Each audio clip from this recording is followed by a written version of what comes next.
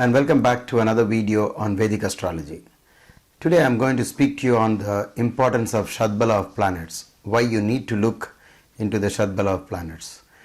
I am doing this video because many of my readers on wordpress.com have been asking me what is Shadbala all about. It is a very long chapter in Brihat Parashara Hora Shastra. It will take you through many pages of calculations. So I have decided not to get you into all that because the computer horoscopes have made it very simple. At a touch of a button you get the Shadbala. So why should you waste time in calculating what the computer can do in a matter of seconds? So let us concentrate more on what the computer cannot do. The computer cannot judge. So that is where we come in.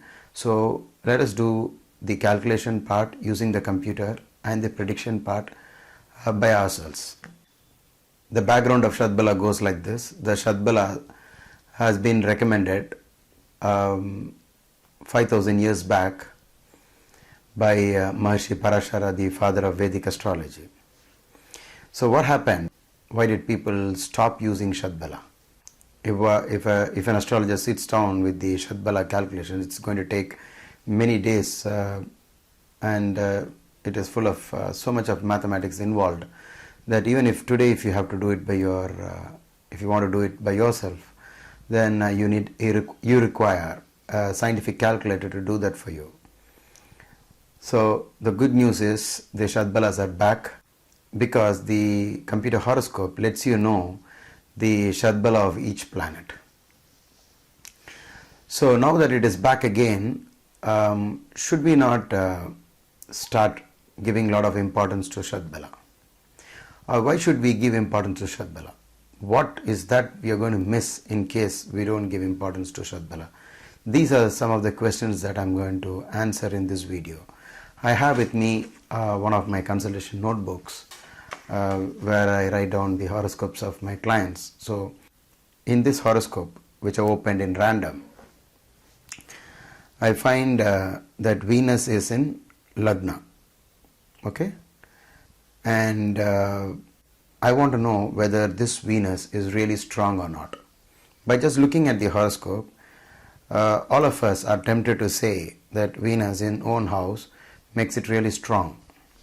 And so when I turn a page and look at the Shadbala, here I find Venus is the third strongest planet, and the strongest planet is the moon in this horoscope. So let me go back to this and see where moon is. The moon is in Capricorn. Capricorn is owned by Saturn, and the moon and Saturn do not go well with each other. So why is it that in the Shadbala scheme moon has become the strongest planet of all? This is one of the most interesting aspects of Shadbala. Shadbala actually comprises of 6 factors. It's actually called a 6-fold strength calculation of a particular planet, and the first one out of the 6 is called Sthanabala, which is something to do with the position of planets. All other the remaining 5 factors are not involved with the actual position of the planets in terms of the Rashi. So we will all be doing a great injustice if we are just going to have a look at a horoscope like this and then try to find out which is the strongest planet and which is the weakest planet. So let me open this book once again, okay, and now I am on a different horoscope. Now in this horoscope, the Mars is in its own house. So let me go and check the status of the Shadbala of this planet. Mars is really strong. So here you get this, in this horoscope you find that Mars is the second strongest planet.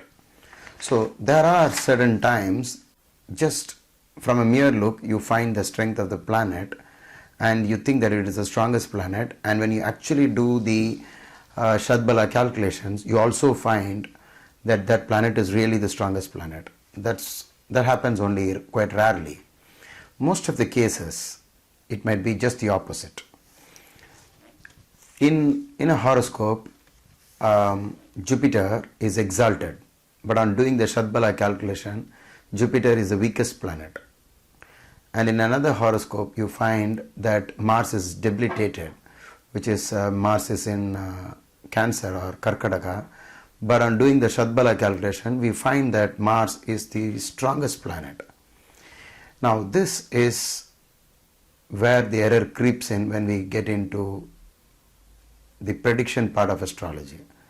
Suppose we were to say something about the particular planet, and because it is Nicha, it is so weak and it cannot give the expected results, and let's say Mars has contributed to a Raja Yoga, and then you're bound to say that this Raja Yoga is not going to work because Mars is debilitated. But in real life, the person experiences great and tremendous growth during the Dasha of Mars. All such things have led to other complexities. For example, when people found that when the planet which is weak gave extraordinary results, later astrologers, while ignoring the Shadbala, started inventing new rules that sort of justified why Mars was giving good results, and so they invented many rules, and one of them is the cancellation of debilitation. So the ancient textbooks are very clear that the planet is strong only because of Shadbala, whereas later authors have invented new rules which said that the debilitation of a planet is cancelled, and that is the reason why this Mars is giving such an extraordinary good dasha. So it is better to use a computerized horoscope, because nowadays the computerized horoscope always gives the Shadbala, and whenever you are going to predict or try to assess a chart, always keep in mind, find out first thing the strongest planet in the chart as per the Shadbala, and then the weakest planet as per the Shadbala, and then go into the exaltation and debilitation.